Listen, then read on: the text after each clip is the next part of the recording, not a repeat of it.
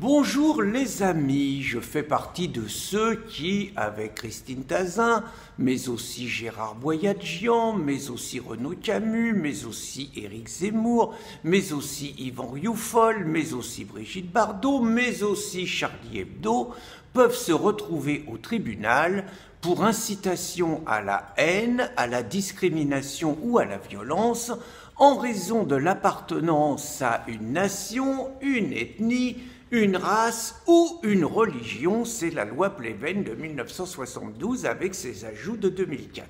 La première réflexion, c'est comment les organisations laïques ont-elles pu accepter, dans un pays où le délit de blasphème n'existe pas, contrairement aux réglementations anglo-saxonnes, dans un pays où on peut donc critiquer tous les dogmes, donc toutes les religions, y compris le catholicisme, comme on ne s'est pas privé de le faire au début du XXe siècle, ou aujourd'hui la religion juive ou la religion musulmane. Donc question, comment les laïcs, comment les libres penseurs ont-ils pu laisser passer une loi pareille, qui nous menace finalement de 1 an de prison et de 45 000 € d'amende, aubaine dont se saisissent naturellement les associations dites antiracistes, pour qui c'est le gagne-pain, puisqu'elles peuvent rester en justice, mais aussi les associations musulmanes qui veulent, en imposant la charia, interdire toute critique de leur religion. Eh bien, avec Macron, cela ne suffisait pas. Non seulement il a donné des gages dans les entreprises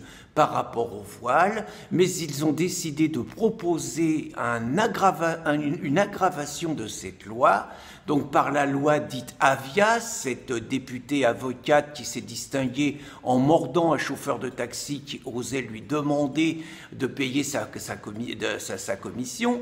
Donc il propose un durcissement de ces lois, d'abord en mettant fin à l'anonymat sur Internet, donc en obligeant les gens à donner leur identité.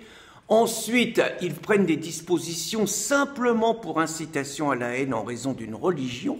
Je vous laisse deviner de quelle religion il s'agit. C'est donc ni plus ni moins que la réintroduction officielle du délit de blasphème. On ne cherche même plus à dissimuler les choses avec la nation, l'ethnie ou la race. C'est seulement la religion. Donc la France se rapproche totalement du modèle anglo-saxon. Et quelque part, quand on sait que des lois interdisent dans certains pays toute critique d'une religion, on se rapproche quelque part d'un espèce de djihad judiciaire. Alors les sanctions risquent d'être lourdes d'autre part, puisqu'on sort du droit à la presse et on vient dans le pénal, et cette fois ils demandent 2 ans de prison et 70 000 € d'amende, rien de moins. Ils exercent une pression totalement folle sur les hébergeurs, puisqu'ils menacent de multiplier par 100 l'amende d'un hébergeur qui ne retirerait pas dans les 24 heures un texte jugé délictueux.